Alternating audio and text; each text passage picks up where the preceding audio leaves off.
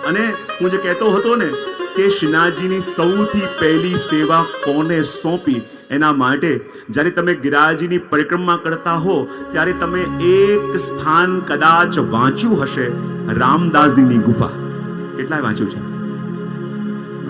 જ્યારે તમે શ્રી ગિરિરાજની પરિક્રમા કરતા હો છો ને તે ત્યાં ક્યાંક બોર્ડ લાગેલું હશે કે રામદાસજીની ગુફા. એ રામદાસજી કોણ? બુંદેલખંડના રાજા અને એમના ખૂબ વફાદાર અધિકારી, અને એમના એકના એક પુત્ર રામદાસ નાનકડા 5-6 વર્ષના હતા ત્યારથી પ્રભુમાં એવી પ્રીતિ કે જ્યારે એ રાજાના અધિકારી એમને કહેતા કે જો હું તો હમણાં રાજાની સેવા કરું છું, પણ હું જ્યારે પણ રાજા પાસે જાઉં તો તું મારી સાથે આવ, અને સાથે આવ અને આવીને મારી સાથે રાજાને કમથી કમ સલામ કરજે. બોલે કેમ? કે જેથી મારા પછી તને એ અધિકારીમાં રાખે, તને સેવામાં રાખે. અને ત્યારે રામદાસજી કહેતા, હું તો સેવા કરીશ તો મારા કૃષ્ણની કરીશ, હું તો સલામ કરીશ તો મારા કૃષ્ણને કરીશ, હું વંદન કરીશ તો મારા કૃષ્ણને કરીશ, એના સિવાય કોઈને નહીં કરું. ત્યારે એ અધિકારીને લાગતું, એ સેનાપતિને લાગતું કે અરે આ તો હજી નાનો છે, આના મનમાં આવા વિચારો ક્યાંથી આવવા લાગ્યા, એના મનમાં આ બધી વાતો ક્યાંથી આવવા લાગી. ત્યારે કોઈએ કહ્યું કે અહીંયા આસપાસ વૈષ્ણવ સત્સંગ કરતા હોય છે અને ત્યાં જઈને આ બેસે છે અને એટલા માટે એના મનમાં આવા બધા વિચારો આવવા લાગ્યા છે. અને ઘરે આવીને આદેશ કર્યો કે આને ક્યાંય જવા ના દેતા. અરે આને તો રાજાની ચાકરી કરવાની છે, રાજાની સેવા કરવાની છે, મારું સ્થાન લેવાનું છે. અને હમણાંથી એમ બોલશે કે હું કૃષ્ણ સિવાય કોઈની સેવા નહીં કરું, મારું મસ્તક ઝૂકશે તો કૃષ્ણ સામે ઝૂકશે, ઓર ક્યાંય નહીં ઝૂકે તો કેમ કરીને ચાલશે? ખબરદાર જાવ બોલ્યો છે તો. પણ જ્યાં સમય વીત્યો અને કહેવાય કે ધીમે ધીમે વાત બધે ફેલાવા લાગી અને વાત વધતા વધતા રાજા પાસે વાત ગઈ કે મારો સૌથી નિકટનો સેવક છે અને એનો પુત્ર એમ કહે છે કે હું રાજાને વંદન નહીં કરું, રાજાની પાસે નહીં આવું, રાજાની ટહેલ નહીં કરું. અને રાજા બહુ જિદ્દી હતો. અને એ દિવસે એમણે એ પોતાના સેનાપતિને બોલાવ્યા અને કહ્યું કે જો મેં સાંભળ્યું છે કે તું તો મારો આટલો અંગત, આટલો વફાદાર, અને મેં એમ સાંભળ્યું છે કે તારો પોતાનો પુત્ર એમ કહે છે કે રાજાને વંદન નહીં કરું, રાજાની સેવા નહીં કરું. સાંભળતાની સાથે સેનાપતિ કાંપવા લાગ્યો કે જાણતો હતો કે રાજાએ જો જીદ કરી તો શું કરી શકે છે, એ જાણતો હતો.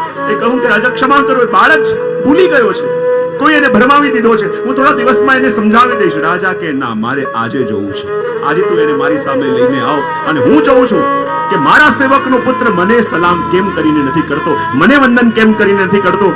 અને એ સેનાપતિ તો કાંપી ગયો. એ જાણતો હતો કે આ રાજા કઈ હદ વટાવી શકે છે. વારે વારે વિનંતી કરી પણ એ રાજા હદ પકડી કે ના, કંઈ પણ થાય, મારી સામે આજે લઈને આવ અને હું જોવા માંગુ છું કે મને વંદન કેમ કરીને ન કરે. અને ત્યારે એ સેનાપતિ ભાગતો ભાગતો ઘરે આવ્યો. આવીને રામદાસજીને કહે, જો બેટા મારી એક વાત સાંભળી લે, હું તારા પગ પડું છું, તારા હાથ જોડું છું. રાજાની પાસે જાય અને રાજા તને જે કહે એમ કરી લેજે. રાજા વંદન કરવાનું કહે તો વંદન કરજે, રાજા પગે લાગવાનું કહે પગે લાગી લેજે. બેટા તું જાણતો નથી રાજા શું કરી શકે એમ છે. રામદાસજી કઈ ન બોલ્યા, નાના છે, પણ પિતા ડરતા ડરતા એને લઈને ગયા અને આખા રસ્તે કહે, જો બેટા મારું વાત સાંભળી લે, બેટા વંદન કરી દેજે, બેટા પગે લાગી લેજે, વરના રાજા બહુ ક્રોધી છે. અને જ્યાં રાજાના દરબારમાં ઉભો રાખ્યો, આખી દરબાર ભરેલું છે અને પિતા કહે છે, બેટા બોલી જજે, બેટા બોલી જજે. અને નાનકડા રામદાસજીને સામે ઉભા રાખ્યા અને રાજા કહે કે આને પૂછો કે કોને વંદન કરશે. અને ત્યારે રામદાસજી કહે, હું વંદન કરીશ તો મારા કૃષ્ણને કરીશ, હું સેવા કરીશ તો મારા કૃષ્ણની કરીશ, મારું મસ્તક ઝૂકશે તો મારા કૃષ્ણ સામે ઝૂકશે. અને આ ભરી સભામાં રાજાએ સાંભળ્યું અને એવો એનો પિત્તો ગયો કે સૈનિકોને બોલાવ્યા અને કહ્યું કે હવે હું જોઉં છું કે કેવી રીતે મને વંદન નથી કરતો. એને વારે વારે પૂછો કે કોને વંદન કરીશ, અને જ્યાં સુધી એમ ન બોલે કે રાજાને વંદન કરીશ ત્યાં સુધી એક એક કોડા એને જોરથી મારતા જાઓ, હંટર મારતા જાઓ. અને રાજાના ચરણે પડી ગયા. સેનાપતિ કહે કે આ બાળક છે, એની સાથે આવો અત્યાચાર ન કરો, હજી તો નાનો છે, હજી તો સમજ નથી. રાજા કે ના, હું જોવા માંગુ છું કે મારી સામે મને વંદન કેમ ન કરે. બંને સૈનિકો બંને તરફ ઉભા રહ્યા અને પૂછે રામદાસજીને, બતાવો કોને વંદન કરીશ. અને હાથ જોડી રામદાસજી કહે, વંદન કરીશ તો મારા કૃષ્ણને કરીશ. અને બંને તરફથી જ્યાં બે હંટર એના શરીરમાં પડ્યા, માનો ચામડી ઉધડી ગઈ, લોહીની ધારાઓ વહેવા લાગી. પૂછતા જાય, બતા કોની સેવા કરીશ. રામદાસજી કે સેવા કરીશ તો મારા કૃષ્ણની કરીશ. અને જ્યાં જોર જોરથી અંતર પડે અને આખા શરીરની ચામડી ઉધડી ગઈ અને રક્તની ધારાઓ વહેવા લાગી છે, આખું શરીર નીલું પડી ગયું છે. પણ આંખમાંથી આંસુ પણ આવે છે, પીડા પણ થાય છે, પણ કહે કે મારું મસ્તક ઝુકે તો મારા કૃષ્ણ માટે, હું સેવા કરું તો મારા કૃષ્ણની. અને સૈનિકો જ્યાં રોકાયા, રાજા કહે આજે ન બોલ્યો એને કારાગૃહમાં નાખો અને રોજ સવારે ઉઠીને એને પૂછજો આ પ્રશ્ન કોને વંદન કરીશ, અને ન બોલે જ્યાં સુધી કે રાજાને વંદન કરીશ, એને રોજ 25 કોડા સવારે ઉઠીને મારજો. અને નાનકડા બાળકની ઉપર એવો અત્યાચાર, રોજ સવારે ઉઠીને 25 કોડા મારવામાં આવે. અને એ સૈનિકોની આંખોમાંથી પણ જ્યારે પ્રહાર કરે અને આંસુની ધારા વહે, એમને લાગે આ સુધી અનેકને દંડ આપ્યો પણ આ કોઈ પ્રભુનો ભક્ત છે. અને જ્યારે આની ઉપર પ્રહાર કરીએ છે અને એવું લાગે છે કે જાણે બહુ મોટો અપરાધ થઈ રહ્યો છે. જ્યારે એને 25 કોડા માર્યા, એ સૈનિક ઘરે ગયો અને ધ્રુસકે એની પત્ની પાસે રડવા લાગ્યો. એની પત્ની કે શું થયું? બોલે આજ સુધી અનેકને દંડ આપ્યું છે પણ જ્યારે આ બાળક જે પ્રભુનો ભક્ત કોઈ છે અને એની ઉપર પ્રહાર કરવો પડે છે તો મારા હૈયામાં પીડા થાય છે, જાણે બહુ મોટો અપરાધ મારાથી થઈ રહ્યો છે. અને એની જે પત્ની હતી એ રાણીની સહેલી હતી. એને કહ્યું કે જરૂર આ વાત રાણીને કરીશ, કારણ કે જો આપણી ભૂમિમાં કોઈ ભક્તનું રક્ત પડ્યું, કોઈ ભક્તને પીડા થઈને ભગવાન સહન નહીં કરી શકે. અને એની પત્ની જઈને રાણીને વાત કરી કે જો રાણીમાં આપણા રાજ્યમાં અનર્થ થઈ રહ્યું છે અને જો ભક્તની ઉપર આવો અત્યાચાર થયો, ભગવાન સહન નહીં કરી શકે. અને જ્યારે રાણીએ આ વાત જાણી કે મારા પતિ ખાલી એટલું કહેવડાવવા માટે કે મારી સેવા કરશે આટલો અત્યાચાર કરી રહ્યા છે, અને રાણી ગઈ રાજા પાસે અને રાજાને કહ્યું કે આપણે ત્યાં અનર્થ થઈ રહ્યો છે, જો આ નાનકડા બાળકની ઉપર આવો અત્યાચાર, એને રોજ હંટર મારવામાં આવી રહ્યા છે, એવું ન કરો વરના પ્રભુની લાઠીથી બચી નહીં શકો. અને જ્યારે આ સલાહ રાણીએ રાજાને આપી, રાજાએ એ જ વખતે એના સૈનિકોને બોલાવ્યા અને સૈનિકોને બોલાવીને કહ્યું કે આજે પેલા રામદાસને 50 કોડા મારજો. અને જ્યાં એનો ઘડો ભરાયો અને રાતે જ્યારે રાજા સૂતો હતો અને બાજુના દેશના રાજાએ આક્રમણ કર્યું અને રાજા સૂતો હતો અને એનું મસ્તક એક જ તલવારના ઝટકાથી કાપી દીધું. ભક્તની ઉપર પ્રહાર થયો. અને જ્યારે રાજાએ રાજ્ય જીતી લીધું અને જેટલા પણ કેદીઓ કારાગૃહમાં બંધ હતા એમને મુક્ત કર્યા અને એમાંથી રામદાસજી પણ બહાર આવ્યા. રામદાસજી વિચાર કરે હું ક્યાં જાઉં? શું મારા ઘરે જાઉં? જો ઘરે જઈશ તો પાછા મારા પિતાજી કોઈ નવા રાજા પાસે લઈ જશે અને કહેશે કે એની સેવા કર, પણ હું તો સેવા મારા કૃષ્ણની કરીશ. આ વંદન ઝૂકે, મસ્તક ઝૂકે તો માત્ર મારા પ્રભુની આગળ ઝૂકે.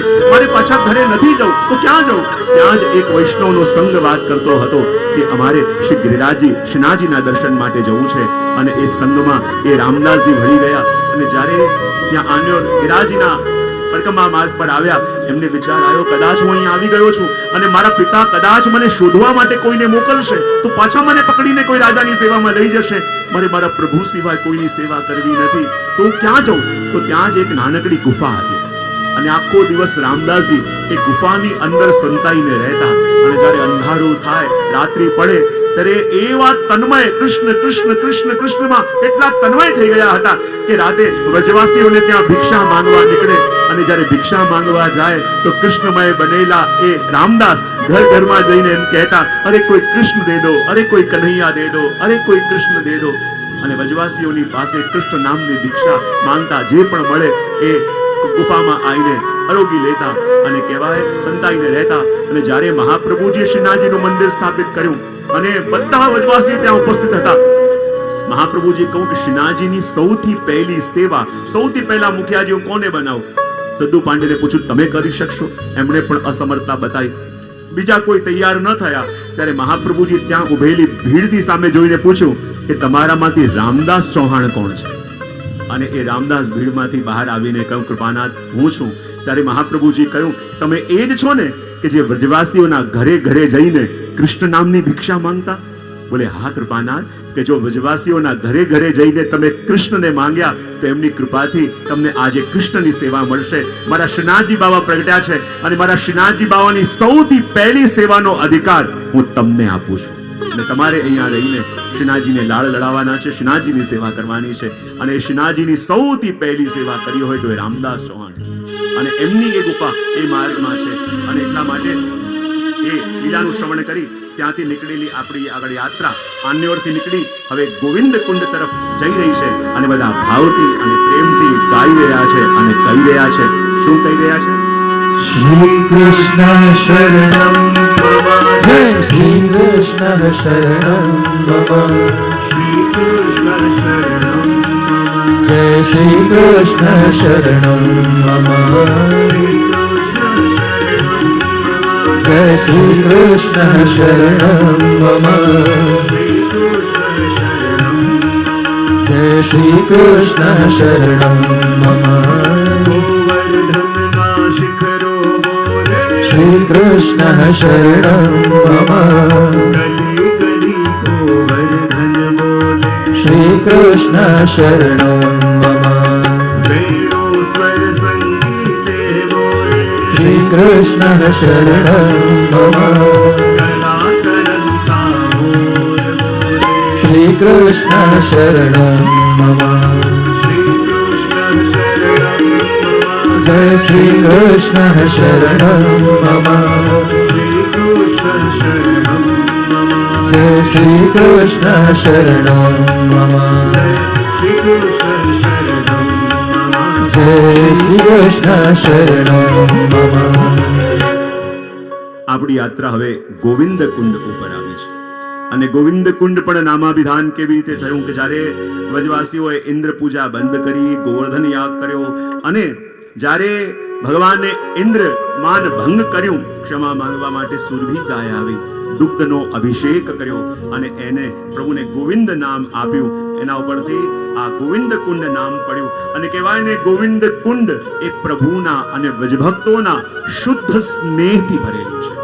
ત્યાંની લીલાનું વર્ણન કરતા કહે કે એકવાર પ્રભુ પોતાના સમગ્ર પરિકર સાથે આ ગોવિંદ કુંડમાં પધાર્યા અને સુંદર લીલા કરવાનો વિચાર પ્રભુને આવ્યો છે અને ગોવિંદ કુંડની અંદર પધાર્યા અને ગોવિંદ કુંડમાં જ્યારે ગોળ પરિકર કરીને, ગોળ સર્કલ કરીને બધા ઊભા છે, એમાં ઠાકોરજીનો એક હસ્ત સ્વામીજીએ પકડ્યો છે, બીજો હસ્ત ચંદ્રાવલીજીએ પકડ્યો છે અને ગોળ પરિકર છે અને ત્યાં સામે યમુનાજી ઊભા છે અને ત્યાં જ કોઈ સ્વામીજી સાથે વાત કરવા આવ્યું અને સ્વામીજીની સાથે વાત કરતા કરતા સ્વામીજીએ વાતોમાં ને વાતોમાં ઠાકોરજીનો શ્રીહસ્ત છોડી દીધો અને શ્રીહસ્ત જ્યારે પ્રભુનો છૂટી ગયો તો આ વાત પ્રભુને ન ગમી અને પ્રભુના મુખના હાવભાવ બદલાઈ ગયા અને સામે ઉભેલા શ્રી યમુનાજી આ વસ્તુ જોઈ લીધી અને યમુનાજી વાતમાં ને વાતમાં ત્યાં આવ્યા અને ઠાકોરજીની સાથે વાત કરતા કરતા પુનઃ પ્રભુને ધ્યાનમાં ના આવે એવી રીતે સ્વામીજીનો હાથ પ્રભુના હાથમાં એવી રીતે પકડાવી દીધો કે જાણે પ્રભુને લાગ્યું કે હાથ ક્યારે છૂટ્યો જ નહોતો. અને આ દ્રશ્ય જોઈને પ્રભુને પણ એવો આનંદ આવ્યો, વ્રજભક્તોને પણ એવો આનંદ આવ્યો અને એવો સુંદર વિહાર બધાએ ત્યાં ગોવિંદ કુંડમાં કર્યો. અને એટલે ગોવિંદ કુંડ શું છે? પ્રભુ અને વ્રજભક્તોના પ્રેમથી ભરેલું આ ગોવિંદ કુંડ છે. અને કહેવાય ને કે અહીંયા શ્રી મહાપ્રભુજીના બેઠકજી પણ છે અને એ બેઠકજી કે જ્યાં કહેવાય ગોવિંદ કુંડ પર મહાપ્રભુજી અને ચૈતન્ય મહાપ્રભુનું મિલન પણ થયું હતું. અને કહેવાય કે આ એ બેઠકજી છે કે જ્યારે કૃષ્ણદાસ મેઘને આવીને શ્રી મહાપ્રભુજીને પહેલા પૂછ્યું હતું કે આપ તો આજ્ઞા કરો છો કે શ્રી ગિરિરાજના અંદર રત્ન જડિત ગોલોક ધામ બિરાજે છે, તો આપ કૃપા કરી મને એના દર્શન કરાવો. ત્યારે મહાપ્રભુજીએ કહ્યું હતું કે જ્યારે ગોવિંદ કુંડ જઈએ આપણે ત્યારે મને યાદ અપાવજો. અને જ્યારે ગોવિંદ કુંડમાં આવ્યા અને ત્યારે કૃષ્ણદાસ મેઘને કહ્યું કે આપ ઘણીવાર આજ્ઞા કરો છો કે શ્રી ગિરિરાજના અંદર રત્ન જડિત ગોલોક ધામ બિરાજે છે, તો કૃપા કરીને આપ મને એ રત્ન જડિત ગોલોક ધામના દર્શન કરાવો. ત્યારે મહાપ્રભુજીએ કહ્યું કે આ જગ્યાએ ગિરાજીની કંદરામાં બેસીને અખંડ 3 દિવસ અષ્ટાક્ષરનો જપ કરો. જ્યારે અખંડ 3 દિવસ સુધી એમણે અષ્ટાક્ષરનો જપ કર્યો, શ્રી મહાપ્રભુજીની કૃપાથી શ્રી ગિરિરાજના અંદર કૃષ્ણદાસ મેઘનને રત્ન જડિત ગોલોક ધામના દર્શન શ્રી વલ્લભની કૃપાથી એમને થયા. અને કહેવાય ને આ ગોવિંદ કુંડની અંદર એ પણ લીલાનું વર્ણન છે કે જ્યારે સ્વામિનીજી કહેવાય ને કે સ્વામીજીને પ્રભુનો વિયોગ થયો અને પ્રભુનો એટલો તાપ અને એટલો વિયોગ થયો કે ત્યારે સ્વામીજીએ પ્રભુના નામનો ઉલ્લેખ કરતા એક ગ્રંથ પ્રભુના વિયોગમાં લખ્યો જેનું નામ કૃષ્ણ પ્રેમામૃત ગ્રંથ. અને જેની અંદર પ્રભુના વિયોગમાં પ્રભુના 118 નામોનો ઉલ્લેખ જેમાં થાય એવો ગ્રંથ લખ્યો. પણ જ્યારે પ્રભુ મળ્યા ત્યારે એ વિયોગ દૂર થયો તો સ્વામીજી કહે આપના વિયોગમાં લખાયેલો આ ગ્રંથ હું ક્યાં પધરાવું?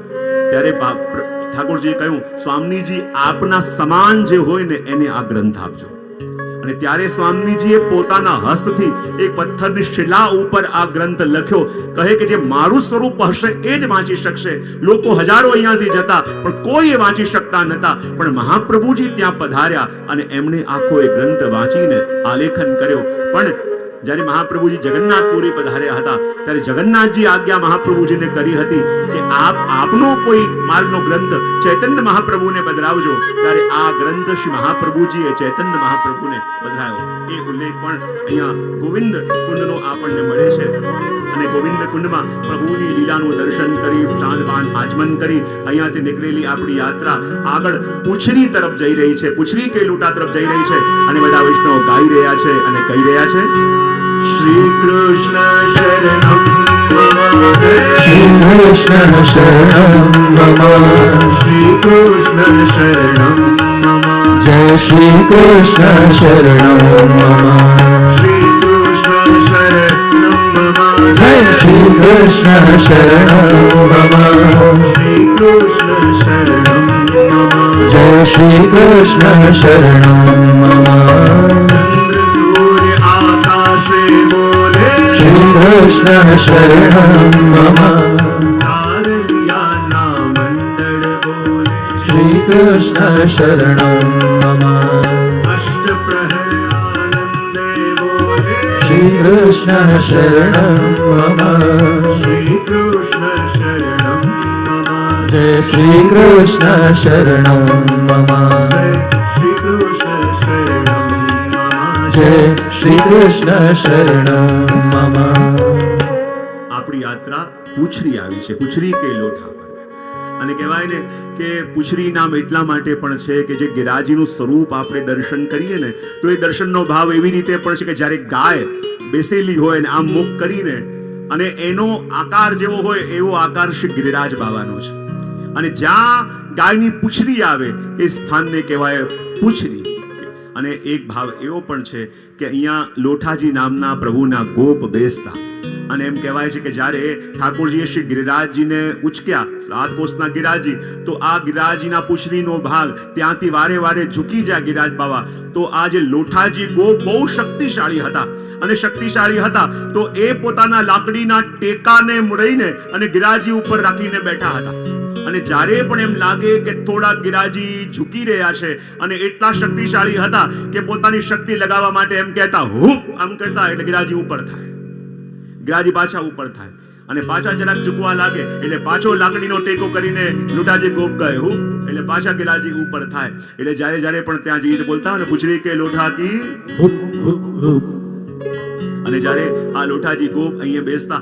અને એક વાત એમ પણ છે કે જ્યારે રાસમાંથી પ્રભુ અંતર ધ્યાન થયા અને ગોપીઓ પ્રભુને શોધતી અહીંયા આવી કે પ્રભુ ક્યાં ગયા અને લોઠાજી ગોપને બેસેલા જોયા તો ગોપીઓ પરસ્પર કહેવા લાગી અરે યાસે પૂછરી શ્યામ કાં ગયે, યાસે પૂછરી શ્યામ કાં ગયે. એમ કરતા કરતા નામ પડ્યું પૂછરી કે લોઠા. અને બીજો પણ એક પ્રકાર છે જ્યારે આપણે એમ સાંભળતા હોઈએ કે ઇન્દ્રે ખૂબ વૃષ્ટિ કરી અને ભગવાને જ્યારે વામ કનિષ્ઠિકાની ઉપર શ્રી ગિરિરાજજીને ધારણ કર્યા તો જો ગિરિરાજજીના છત્ર નીચે બધા વ્રજવાસી આવી ગયા તો ઉપરથી તો ન પલળે પણ બહાર જલ ભરાયું હોય તો એ તો અંદર આવે કે ના આવે? સમજાય છે શું કહું છું? જ્યારે ગિરિરાજજીને છત્ર બનાવીને ધારણ કર્યા બધા વ્રજવાસી છત્ર નીચે આવી ગયા તો ઉપરથી ન પડે પણ બહાર આટલી વૃષ્ટિ હોય તો એ જલની લહેરોમાં બધા તણાય કે ન તણાય? તો પછી બહારનું જલ અંદર કેમ ના આવ્યું? તો કહેવાય શેષ અવતાર છે દાઉજી. અને કહેવાય કે જ્યારે પ્રભુએ શ્રી ગિરિરાજજીને ઉચક્યા ત્યારે દાઉજીએ શેષ રૂપે શ્રી ગિરિરાજજીની આસપાસ પોતાની કુંડલી એવી રીતે મારી લીધી કે બહારનું કોઈ જલ ભીતર ન આવે. અને શેષ સ્વરૂપ એ દાઉજીની પૂંછ જે જગ્યાએ આવી એ સ્થાનને પણ કહેવાય પૂંછરી કે લોઠા. એમ અલગ અલગ ભાવો આ સ્થાનના છે અને અલગ અલગ ભાવો આ સ્થાનમાં વિદ્યમાન પણ છે.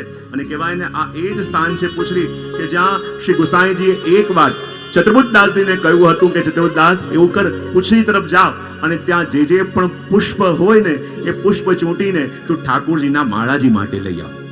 અને હજી તો ભોર ઉગી નથી, હજી તો અંધકાર હતો. અને ચતુર્બુદ્ધદાસજી જ્યારે પૂંછડી તરફ પુષ્પ લેવા માટે ગયા અને ખબર ન પડી કે પુષ્પ ચૂંટતા શ્રી ગિરિરાજજીની કંદરામાં પ્રવેશી ગયા અને જ્યાં કંદરામાં પ્રવેશી ગયા શું જોયું કે હમણાં ઠાકોરજી અને સ્વામીજી જાગ્યા છે અને જાગીને જ્યાં પધારી રહ્યા છે અને ત્યાં દૃષ્ટિ પડી ચતુર્દાસજી ઉપર કે આ ક્યાંથી.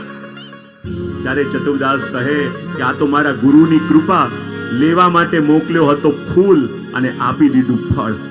પ્રભુ યુગલ સ્વરૂપના દર્શન, એનાથી વધીને ફળ કયું હોય. આ ફૂલનું બહાનું કરી મારા ગુરુદેવે ફળની અનુભૂતિ કરાવી દીધી. અને જ્યારે ભીતર આવીને જોયું તો ઠાકોરજી અને સ્વામીજી બંને યુગલ સ્વરૂપે પધારી રહ્યા છે. ઠાકોરજીનું નીલાંબર સ્વામીજી ઓઢેલું છે ઠાકોરજીએ, અને એ પીતાંબર સ્વામીજી ઓઢેલું છે, અને કેવા દર્શન થઈ રહ્યા છે જેનું વર્ણન કરતા જ કહે શ્રી ગોવર્ધન ગિરી સઘન કંદરા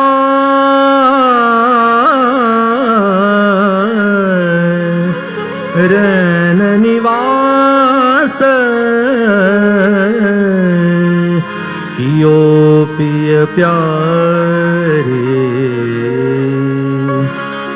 ઉઠ ચલે ભોરા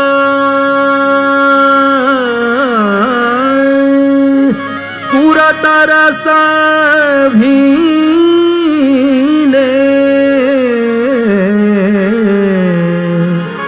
નંદ નંદન વૃષભાન દુલારી રન નિવાસ કિયો પિય પ્યારે. જ્યારે આ દર્શન થયા અને ચતુર્દાસજી પ્રભુને વિનંતી કરી કે પ્રભુ આ જે સુખ અને આ જે દર્શન મને મળ્યા છે, આ જ લાભ અને આ જ સુખ મારા પ્રત્યેક વૈષ્ણવને પણ કેવી રીતે મળે. જ્યારે આ પ્રશ્ન ચતુર્દાસજીએ પૂછ્યો ત્યારે ઠાકોરજી કહે કે મેં મારી ષટ સંપત્તિ આ જગતમાં પ્રગટ કરી છે, અને એ ષટ એટલે કે 6 સંપત્તિમાંથી કોઈ એકની કૃપા પણ ઉતરે તો પણ એને આજ નેત્રોથી આજ મારી પ્રગટ લીલાના દર્શન થઈ શકે છે. તો કહે કે 6 સંપત્તિ કઈ છે? ત્યારે પ્રભુએ કહ્યું કે મારા આ 6 સ્વરૂપ છે. સૌથી પહેલા તો પ્રત્યેક વૈષ્ણવના ઘરે બિરાજતું એનું સેવ્ય સ્વરૂપ, એ પણ મારું સ્વરૂપ, એ મારી પહેલી સંપત્તિ. બીજું કહ્યું આ શ્રી ગિરિરાજ બાબા, એ મારું બીજું સ્વરૂપ. ત્રીજું કહ્યું શ્રી યમુનાજી, એ મારું ત્રીજું સ્વરૂપ. ચોથું કહ્યું શ્રી વલ્લભ, એ મારું સ્વરૂપ.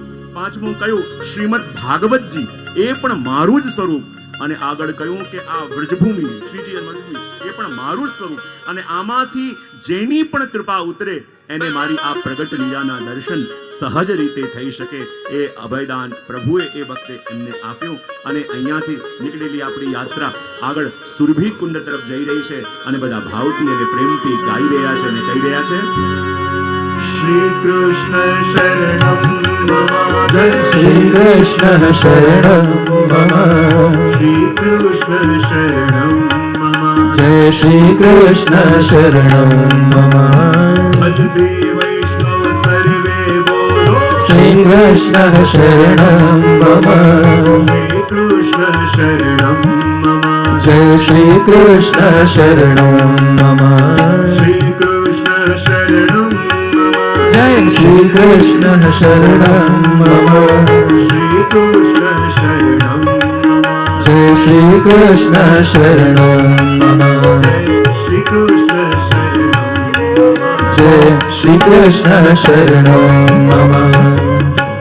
પૂછડીથી નીકળીને આપણી યાત્રા સુરભી કુંડ ઉપર આવી. જો જ્યારે પણ આપણે પરિક્રમામાં જઈએ તો આ સુરભી કુંડ ઉપર શ્રી ગિરિરાજ બાવાને બળો મનોરથ અરોગાવવામાં આવે. યાત્રા જ્યારે પણ હોય, અને આ સુરભી કુંડ એટલે કયું સ્થાન જ્યાં ઇન્દ્રમાન ભંગ કર્યો. અને જો આજે પણ તમે પરિક્રમા કરતા હો ને તો વ્રજવાસીઓ પણ તમને કહેશે કે બધી જગ્યાએ ભલે ઇન્દ્ર પ્રકોપ કરે પણ સુરભી કુંડ ઉપર એનો પ્રભાવ ચાલતો નથી.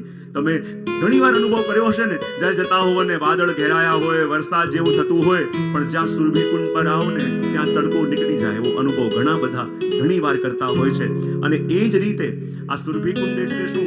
જ્યારે પ્રભુએ ઇન્દ્રનો માન ભંગ કર્યું અને પ્રભુએ સુરભી ગાયને મોકલી અને સુરભી ગાયે પ્રભુ ઉપર દુગ્ધનો અભિષેક કરી અને ગોવિંદ નામ આપ્યું અને એ સુરભી ગાયના ઉપરથી નામ સુરભી કુંડ પડ્યું અને આ સુરભી કુંડ એટલે આપણા પરમાનંદાજીનું દ્વાર અને પરમાનંદાજીનું આ દ્વાર એટલે સુરભી કુંડ છે અને કહેવાય ને આ સુરભી કુંડ એ સ્થાન છે કે જ્યાં ઠાકોરજીએ જ્યારે ગિરિરાજ બાવાને અન્નકૂટ અરોગાવાનો સંકલ્પ કર્યો, ગોવર્ધન યાગનો સંકલ્પ કર્યો, ત્યારે વૃષભાનજીને પણ આમંત્રિત કરવામાં આવ્યા અને વૃષભાનજીનો મુકામ એ વખતે અહીંયા સુરભી કુંડ પર હતો અને નંદરાયજી ઇત્યાદિ બધાનો મુકામ અપ્સરા કુંડ પર હતો અને જ્યારે અમાવસની રાત્રિ હતી અને બધા બહાર જતા હતા તો ઠાકોરજી અને સ્વામિનીજી બંને બહાર ન ગયા અને રાત્રિના સમયમાં મળી બંને 64 રમ્યા અને 64 રમ્યા એમાં ઠાકોરજી પોતાનું બધું રાધાજીની સામે હારી ગયા. એ આ સુરભી કુંડની લીલા છે અને સુરભી કુંડથી નીકળેલી આપણી યાત્રા આગળ જતીપુરા એટલે કે ગોપાલપુર ગિરિરાજના મુખારવિંદ સુધી જઈ રહી છે અને બધા ભાવથી અને પ્રેમથી ગાઈ રહ્યા છે અને કહી રહ્યા છે ગિરિરાજ ધરણ શ્રીજી તિહારે શરણ ગિરિરાજ ધરણ શ્રીજી તિહારે શરણ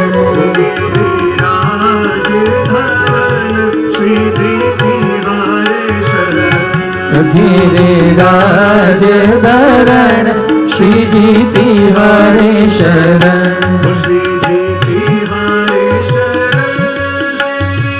તિહારે શરણ શ્રીજી તિહારે શરણ શ્રીજી તિહારે શરણ તિહારે શરણ હો ગિરિરાજ ધરણ શ્રીજી તિહારે શરણ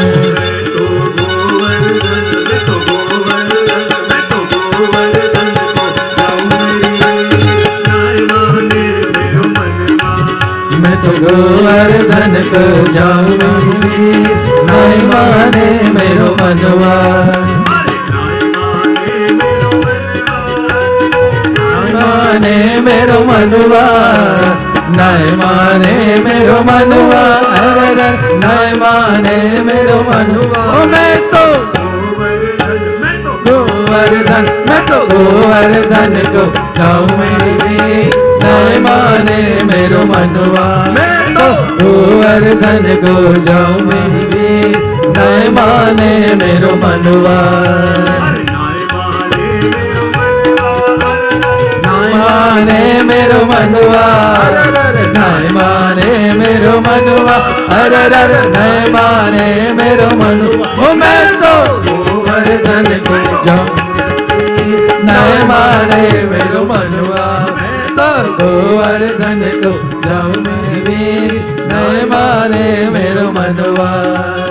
પરિક્રમા કરતા કરતા આપણે શ્રી ગિરિરાજ બાવાના મુખારવિંદ ગોપાલપુર જતીપુરા શ્રી ગિરિરાજ બાવાના મુખારવિંદની સામે આવ્યા અને બધા ગિરિરાજ બાવાનો જય જયકાર કરીએ. શ્રી ગિરિરાજ ધરણ કી જય, ધરણ કી જય, સાત કો સવારે કી જય, સાત કો સવારે કી જય. ગોપાલપુર જતીપુરા શ્રી ગિરિરાજ બાવાના મુખારવિંદ ઉપર આપણે આવ્યા છીએ. જોઈએ બે સ્વરૂપ આપણને જોવા મળે. આજકાલ કહેતા હોય છે કે આ ઠાકોરજી છે અને આ દાઉજી છે, પણ મૂળ પ્રાચીન પરંપરા જોઈએ તો એક સુંદર શિલા અને એક પૂજની શિલા એમ ત્યાં નામ છે.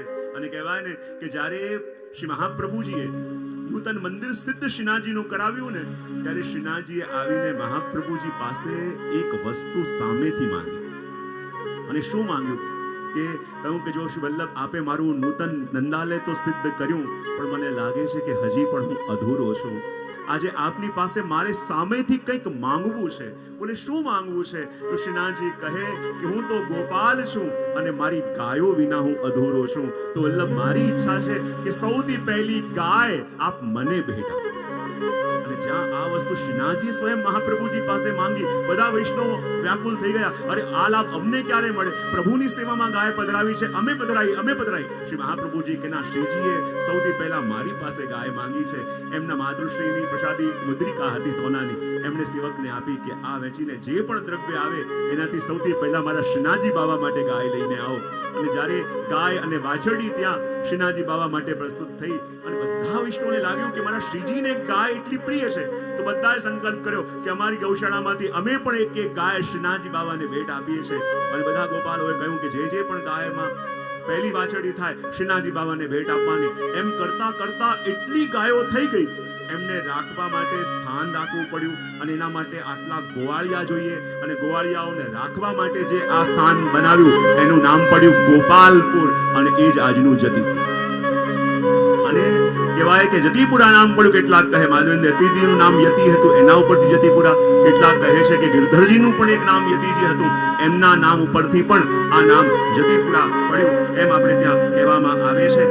અને આ સાક્ષાત મુખારવિંદ એ જ સ્થાન છે કે જ્યારે શ્રી ગુસાઈજી પ્રભુ ચરણ પણ જ્યારે સદેહ ભગવદ લીલામાં પધાર્યા તો ગોવિંદ સ્વામીને લઈને આ જ સ્થાન પર આવ્યા અને જ્યાં સુંદર શિલાનો સ્પર્શ આપે કર્યો અને એ શિલા સરકી ગઈ અને ભીતર નિકુંજનો દ્વારો ખુલ્યો અને ગોવિંદ સ્વામીને લઈને શ્રી ગુસાઈજી પ્રભુ ચરણ સદેહ આ સ્થાનથી પ્રભુની લીલામાં પધાર્યા. ગિરધરજી પાછળ દોડતા દોડતા ગયા. ખૂબ વિયોગ છે, ખૂબ વિપ્રયોગ છે, પણ શ્રી ગુસાઈજીએ રોકાઈને પાછું જવાનું કહ્યું અને ઉત્તર ક્રિયા કરવા માટે પોતાનો પ્રસાદી ઉપરનો આપ્યો. અને જ્યાં પ્રસાદી ઉપરનો ગિરધરજીને આપ્યો અને ગિરધરજીને એ દિવસ યાદ આવ્યો કે જ્યારે ગિરધરજી અને ગુસાઈજી ઊભા હતા અને સામે વજવાસીઓ ખૂબ અવાજ કરતા હતા અને જોયું ત્યાં તો શું જોયું કે કોઈક પશુ મરી ગયું છે અને વજવાસીઓ એને વ્રજરજમાં ખેંચીને લઈ જઈ રહ્યા છે. એ જોઈને શ્રી ગુસાઈજીની આંખોમાં અશ્રુ આવ્યા. જુઓ તો ખરા એ પશુ પણ કેટલું ભાગ્યશાળી છે કે મૃત્યુ પછી પણ વ્રજરજમાં લોટી રહ્યું છે. તો ગિરધર મારી સાથે પણ આવું કરજે. અને એ શબ્દ જ્યારે યાદ આવ્યા ત્યારે ગુસાઈજીનો પ્રસાદી જે ઉપરનો હતો એ વ્રજરજમાં ખેંચતા ખેંચતા શ્રી ગિરધરજી એ કુંજની બહાર પધાર્યા. આ એ જ સ્થાન છે જ્યાં બરાબર મુખારવિંદની સામે શ્રી મહાપ્રભુજીના મુખારવિંદના બેઠકજી છે. અને મુખારવિંદના બેઠકજી એ લીલા છે કે જ્યારે દમલાજીના ખોળામાં મસ્તક રાખીને શ્રી મહાપ્રભુજી પહોળતા હતા અને એ જ વખતે સામેથી શ્રીનાથજી બાવા પધાર્યા. અને જ્યારે શ્રીનાથજી બાવા પધાર્યા આપના ચરણોમાં નુપુર હતા અને જ્યાં છમ છમ છમ છમ અવાજ આવે દમલાજીને લાગ્યું કે મારા ગુરુ પહોળી રહ્યા છે, ક્યાંક જાગી ન જાય, મારો સેવક ધર્મ નષ્ટ થશે. અને શ્રીનાથજી બાવાને હાથ કરીને રોકી દીધા. પ્રભુ શ્રી વલ્લભ પહોળી રહ્યા છે. અને મહાપ્રભુજી પણ ત્યાં શ્રીનાથજી પણ અટકી ગયા. થોડી વાર પછી જ્યાં શ્રી મહાપ્રભુજી જાગ્યા શ્રીનાથજીને ઠાળા જોયા. અરે પ્રભુ આપ ક્યારે પધાર્યા? બોલે હું તો ક્યારનો આવી ગયો છું પણ તમારા સેવકે મને રોકી દીધો. દમલાજી ઉપર ખીજ્યા કે પ્રભુ પધાર્યા તો એમને કેમ રોક્યા? બોલે કૃપાનાથ આપ પહોળેલા હતા અને શ્રીજીના ચરણોમાં જે નુપુર હતા એના ધ્વનિથી આપની નિંદર ઉડી જાય તો મારો દાસ ધર્મ જાય માટે રોક્યા. અરે જાગી જાઉં તો ભલે જાગી જાઉં, પ્રભુને થોડી રોકાય. ત્યારે દમલાજી શ્રી વલ્લભને પૂછ્યું કે કૃપાનાથ આપ જ આજ્ઞા કરો કે દાન બળો કે દાતા, દાન મોટું હોય કે દાતા મોટું હોય? ત્યારે આપે કહ્યું હંમેશા દાન કરતા દાતા મોટો હોય. ગમે તેટલું મોટું દાન કોઈએ કર્યું હોય પણ જેણે આટલું મોટું દાન કર્યું છે એની પાસે એના કરતા પણ અનેક ગણું હશે માટે આટલું આપ્યું છે. તો હંમેશા દાન કરતા દાતા મોટો હોય. ત્યારે દમલાજી કહે કૃપાનાથ શ્રીજી તો આપે કૃપા કરી અમને દાન આપ્યા છે, અમારા શ્રીજીના દાતા તો આપ છો. માટે શ્રીજી પ્રભુ છે અને અમારા માટે આપ મહાપ્રભુ છો. અને એટલા માટે તો આપની આડીથી આપની કાનીથી અમને પ્રભુ જાણે. અને એ આ સ્થાન છે કે આ બેઠકજીમાં આપણે દર્શન અહીંયા કર્યા. અને જ્યારે શ્રી ગોર્ધનનાથજી શ્રી ગિરાજીના શરણમાં આપણે છીએ તો કહેવાય ને કે જ્યારે પણ જીવનમાં કોઈ ચિંતા, જ્યારે જીવનમાં કોઈ ઉદ્વેગ હોય તો આપણા ભક્તો કહે જ્યારે ચિંતાઓ આપણા કંટ્રોલમાં ન રહે ને ત્યારે શ્રી ગિરાજીને આવીને દંડવત કરી દે. અને જ્યાં જ ગિરાજીના શરણે જીવ જાય ને પછી એને કાંઈ કરવાનો બાકી રહેતું નથી. જ્યારે પણ મન ખિન્ન થાય, મન ઉદ્વિગ્ન થાય, જ્યારે લાગે કે કાંઈ થઈ નથી રહ્યું કે શું થશે મારું, તો આજે પણ આપણા પ્રગટ બોલતા પ્રભુ યદી ક્યાંક જોવા હોય તો શ્રી ગિરિરાજજીના સાનિધ્યમાં જાઓ. અને એવા પ્રગટ પ્રભુ છે કે જે આજે ભક્તોના વાતોના જવાબ પણ આપે. આજે ભક્તો ઉપર એવી કૃપા વરસાવવા વાળા શ્રી ગિરિરાજ બાવા છે. અને કદાચ પ્રભુ ઉપર ભરોસો ન આવતો હોય ને 4 દિવસ જતીપુરામાં શ્રી ગિરિરાજની શરણમાં રહીને આવો અને ગિરિરાજ બાવા એવો અનુભવ કરાવશે કે ખબર પડશે કે પ્રભુ તો અહીંયા પ્રગટ છે. પ્રભુ તો અમારા ગિરાજ બાવા તો બોલતા પ્રભુ છે. એ તો ભક્તો કહે કે જ્યારે જ્યારે પણ મનને ખિન્ન થાય બીજું કાંઈ ના કરતા શ્રી ગિરિરાજની શરણમાં પહોંચી જાઓ. અને એટલે તો ભક્તો વર્ણન કરતા આપણને કહે બોલીએ શ્રી ગિરિરાજ ધરણ કી જય. અને ત્યાં ગતિપુરાણમાં શ્રી ગિરિરાજજીના સાનિધ્યમાં શ્રી ગિરિરાજજીનું શરણ, શ્રી ગિરિરાજજીના ચરણ જ્યારે જીવને મળ્યા છે તો લાગે આ ચરણ છોડીને ક્યાં જઈએ. જ્યારે ગિરિરાજજીના સાનિધ્યમાં જે શીતળતા છે, શ્રી ગિરિરાજજીના ચરણારવિંદમાં જે આનંદ અને જે સુખ છે એ આ જગતમાં ક્યાં મળે. તો આજે આપણે ગિરિરાજજીના શરણમાં ચરણમાં જ વિશ્રામ કરીશું. આજે પૂજ્ય પિતૃચરણના વચનામૃત પણ છે અને વિશેષ કેટલીક આપણને વધાઈ પણ પૂજ્ય પિતૃચરણના દ્વારા પ્રાપ્ત થશે. તો આપણા આજના સત્રને અહીં વિરામ આપીશું. આજે બને તો શ્રી ગિરિરાજજીનું ખૂબ સ્મરણ કરજો. ગિરિરાજ ધરાશકમનો પાઠ પણ કરજો. ગિરિરાજજીની સન્નિધિનો અનુભવ પણ કરજો. કારણ કે જો અહીંયા જે જોઈએ છે ને, આપણી જ્યાં સુધી હોય ને ત્યાં આપણી હાજરી મનાય.